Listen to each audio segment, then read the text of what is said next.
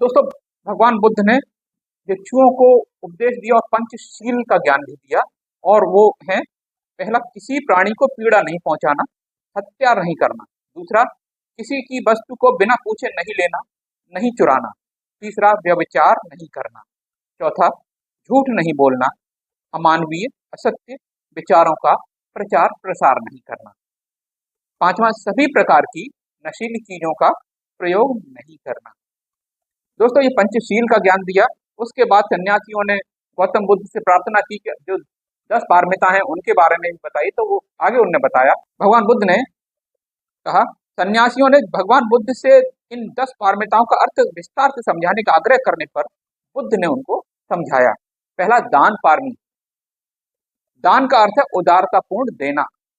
दान बुद्धत्व प्राप्ति का पहला कदम है। किसी प्रशंसा, यश, सम्मान की आशा किए बिना दूसरों की भलाई के लिए कर्तव्य भाव से देना। भोजन दान, वस्त्र दान, धन दान, शरीर के अंगों का दान और यहाँ तक कि अपने प्राणों का भी बलिदान देना। दूसरा, शील पारमी। शील का अर्थ है मनुष्य का नैतिक स्वभाव, अकुशल कर्म नहीं करने और कुशल करने की मनोवृत्ति और बुराई करने में संकोच करना। मन, वाणी और शरीर के सारे शुभ, अच्छे, कुशल व नैतिक कर्म शील कहलाते हैं।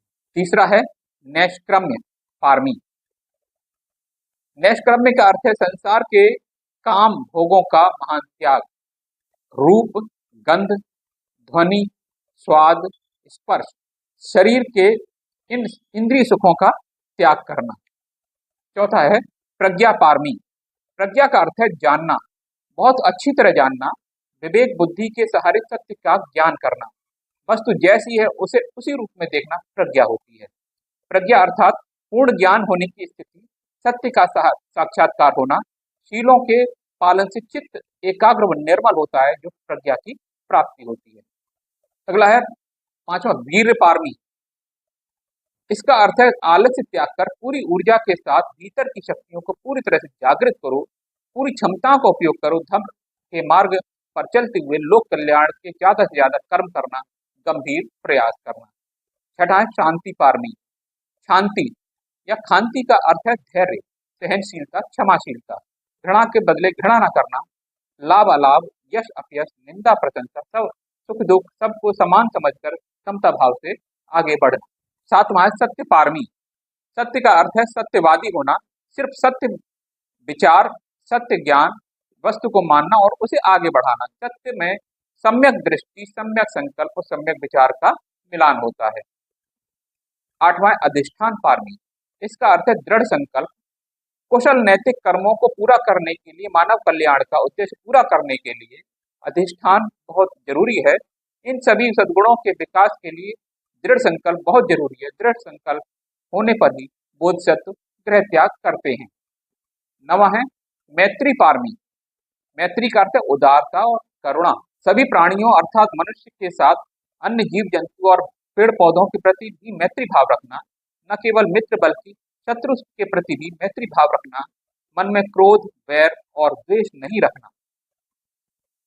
दसवां उपेक्षा। उपेक्षा का अर्थ है अनासक्ति, लगाव का भाव रखे बिना बुद्धत्व की ओर आगे बढ़ना। यह चित्त की वह अवस्था है जिसमें प्रिय अप्रिय का भेद किए बिना लक्ष्य की ओर बढ़ते रहना होता है। मनुष्य को इन 10 सद्गुणों का अपने पूरे सामर्थ्य के साथ अभ्यास कर विकसित करना चाहिए। इसलिए उन्हें पारमी अर्थात ऊंची अवस्था कहा जाता है। इन पारमिताओं को पूरी करने वाला कोई भी व्यक्ति बुद्ध बन सकता है। दोस्तों, हिंदू धर्म में कोई भी व्यक्ति पुजारी नहीं बन सकता, ईसाई धर्म में कोई भी व्यक्ति पोप नहीं बन सकता, मुस्लिम धर्म में, इस्लाम में कोई भी व्यक्ति मौलवी नहीं बन सकता, लेकिन कोई भी व्यक्ति पैगंबर नहीं बन सकता। लेकिन बुद्ध का धम्म ही ऐसा धम्म है, ऐसा धर्म है, जहाँ पर कोई भी व्यक्ति बुद्ध बन सकता है। सभी के लिए रास्ते खुले हैं। उसे 10 पारमिताओं का पालन करना चाहिए और बुद्धत्व की प्राप्ति की ओर अपना कदम बढ़ाने चाहिए।